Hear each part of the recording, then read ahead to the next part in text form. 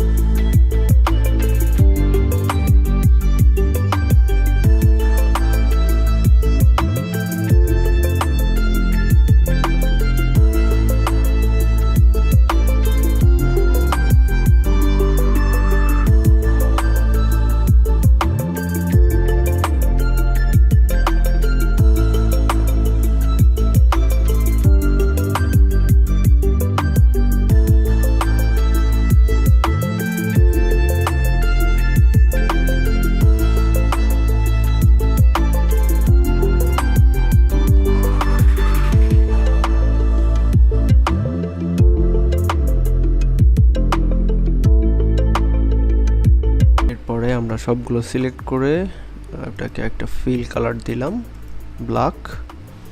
দেন এটাকে আমরা মুভ করে একদিকে সরায় নিয়ে গেলাম। দেখেন আমরা একটা ইলিপস ড্র করতে পারি। একটা ইলিপস নিয়ে আমরা শেপ অ্যান্ড আগে কালারটা চেঞ্জ করে নিই যাতে আমরা বুঝতে পারি। এরপরে আমরা এই যে এইখানে একটা চোখ আঁকতে পারি। ওকে, ইটস গুড। ওকে, দেখুন আমরা কিন্তু একটি পাখি এঁকে ফেললাম এখানে আপনার। ওকে, দেখুন এটি ছিল আমার পিকচার এবং এটাকে আমি যখন আঁকলাম এটা হচ্ছে আমার ভেক্টর। ভেক্টর ইমেজ এবং রাস্টারাইজ ইমেজ কিভাবে ভেক্টর করতে হয় সে বিষয়ে আমরা পরবর্তী ক্লাসে শিখব ইনশাল্লাহ। দেখুন আমরা একটি পাখি, এখানে একটা বার্ড এঁকে ফেললাম। এখন এটা আমার প্রয়োজন নাই, Ctrl+Alt+2 দিয়ে এটা আনলক করে ডিলিট করে দিলাম। দেখুন একটি বার্ড এঁকে ফেললাম। এখন একইভাবে আমরা আরেকটা ড্রাগন ট্রাই করতে পারি। দেখেন আমি একটু রিসাইজ করে নিই।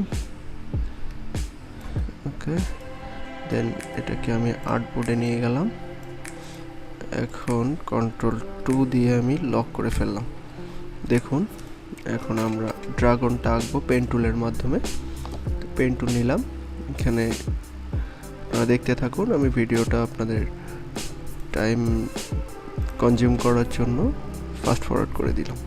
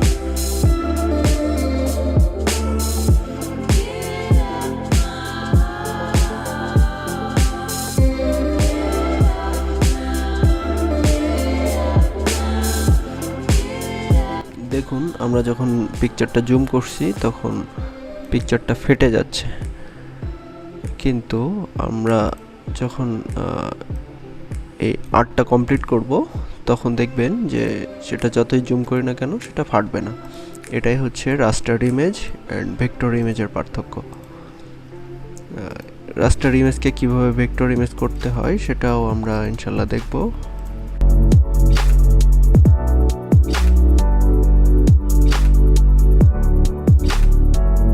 দেখুন আমাদের পাথ কমপ্লিট।